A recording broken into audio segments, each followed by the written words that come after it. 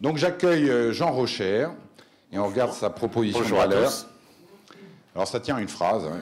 Iseop est le premier moteur d'intelligence artificielle qui, en plus de savoir raisonner, peut dialoguer et rédiger des textes intelligents. Alors on a tous des cheveux gris dans la salle, quoi, ou presque tous. Et moi je me rappelle quand je suis sorti d'école, grosso modo on disait vous allez voir ce que vous allez voir, l'intelligence artificielle, vous allez voir ce que vous allez voir. Finalement on n'a rien vu. On n'a rien vu, et pourquoi?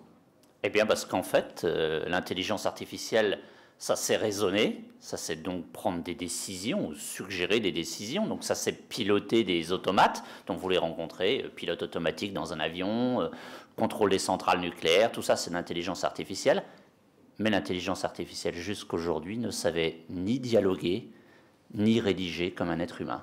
Et donc, c'était dans le monde industriel qu'on les rencontrait, et très peu dans le monde de la relation humaine, et donc de la relation commerciale. C'est ça. Donc, quand il y avait une boîte noire, comme dans un avion, où il avait tous les éléments pour raisonner, il n'avait pas besoin de l'homme. Hein, il disait à l'homme, surtout, fais pas de conneries, je lâche les commandes, je prends le balai. Hein, et dans les centrales nucléaires, c'est comme ça que ça marche. Absolument. C'est-à-dire qu'un moteur d'intelligence artificielle va s'appuyer sur les données des capteurs, les données qui sont disponibles, et puis va appliquer un certain nombre de règles de façon exhaustive. Là où l'homme est capable de raisonner dans notre cerveau sur une trentaine de règles, le moteur d'intelligence artificielle va en prendre plusieurs centaines instantanément, de façon exhaustive. Donc si on reste dans le jeu de règles qui a été prévu et programmé par l'homme, on a une exhaustivité en termes de raisonnement qui est à la perfection. Voilà. Et donc, c'est la petite histoire, vous connaissez tous, moi je l'adore cette histoire, c'est l'histoire Air France, du dernier avion qui à Chicago est sorti de la piste.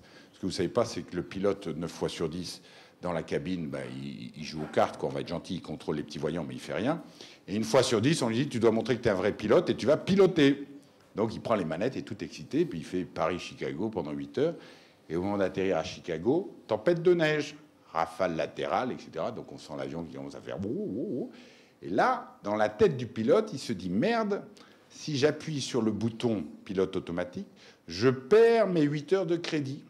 Donc il a essayé de le poser, et flaf, il est sorti de la piste. S'il avait lâché le manche à balai, hands off, hop, le calculateur, il posait, nickel. Bon, ça c'est une petite anecdote. Donc, c'est uniquement dans les boîtes noires quand il y a tous les paramètres, mais dans la vraie vie, il faut savoir dialoguer et rédiger.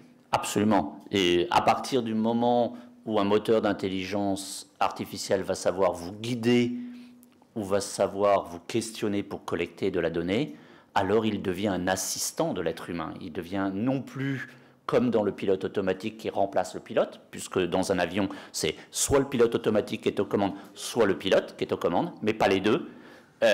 Dans la nouvelle génération qui est issu de 17 années de recherche et développement d'un laboratoire de Normal Subscience, qui a fait donc Iseop est le premier moteur d'intelligence artificielle qui s'est dialogué et rédigé, eh bien on va avoir non plus quelqu'un qui vous remplace l'homme, mais qui va l'aider. Et comme disent des clients importants comme la BNP, là, ce que l'on aime avec Iseop, c'est qu'on va niveler par le haut.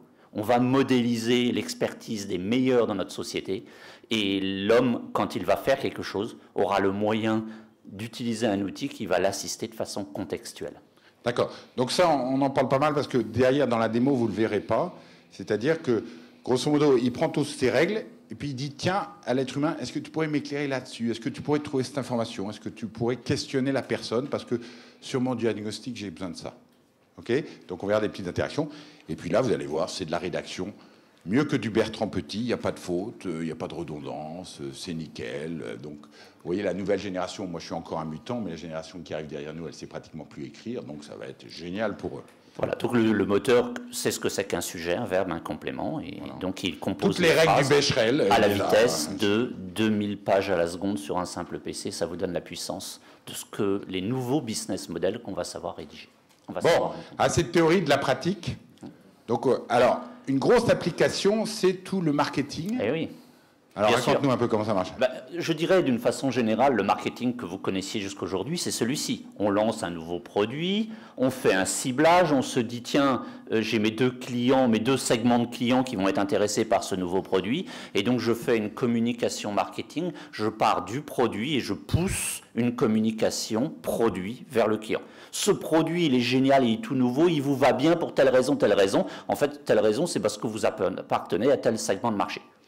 Et donc, Iseop va permettre de faire une communication marketing one-to-one. Alors le one-to-one, c'est pas EasyUp qui l'a inventé, le one-to-one, c'est Don Papers il y a 15 ans, mais le one-to-one était limité à un raisonnement individuel. On part du client et on regarde pour chacun des clients en y appliquant des règles, qu'est-ce qu'il faut lui vendre, qu'est-ce qu'il faut lui dire, qu'est-ce qu'il faut. Là où il y a une énorme innovation, et ça n'existait pas jusqu'à aujourd'hui, c'est qu'on va savoir faire du one-to-one en communication marketing. En un mot, je suis capable d'écrire à 100 000 clients, je fais 100 000 courriers ou 100 000 emails, ils sont tous différents sur le fond et sur la forme. Et ça, c'est une innovation majeure en termes de marketing. Je suis donc capable de faire du one-to-one jusqu'au niveau de la communication. Donc là, on ne parle pas 2012, l'Odyssée de l'espace.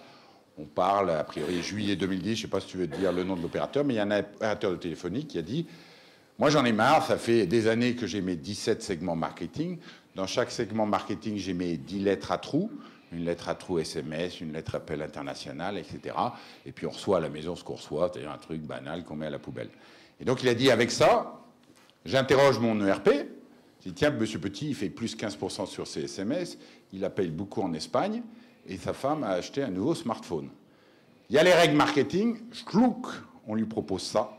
Donc on fait immédiatement une offre spécialement pour monsieur Petit, AX42, et on va dire, monsieur Petit, on remarque que vous avez 15% de plus de SMS, depuis 15 jours, vous appelez beaucoup en Espagne, et on remarque que madame, votre épouse, a acheté un nouveau smartphone. En conséquence, on est ravi de vous offrir une promotion géniale à X42 que vous allez bien aller chercher dans l'agence du bas de la rue au 42 avenue Raymond Poincaré, etc., etc. Le truc complètement personnalisé. Comme si c'était un être humain qui avait écrit à ce client-là. Et le but de cet opérateur qui a 14 millions de clients, c'est de dire, au lieu d'avoir 17 segments de marché, j'aurai 14 millions de segments de marché, puisque chaque client égale un segment. C'est une révolution en termes de marketing. Donc vous comprenez que les moteurs d'intelligence artificielle, ils s'arrêtaient là avant. Tout le raisonnement, etc., ils étaient capables de le faire.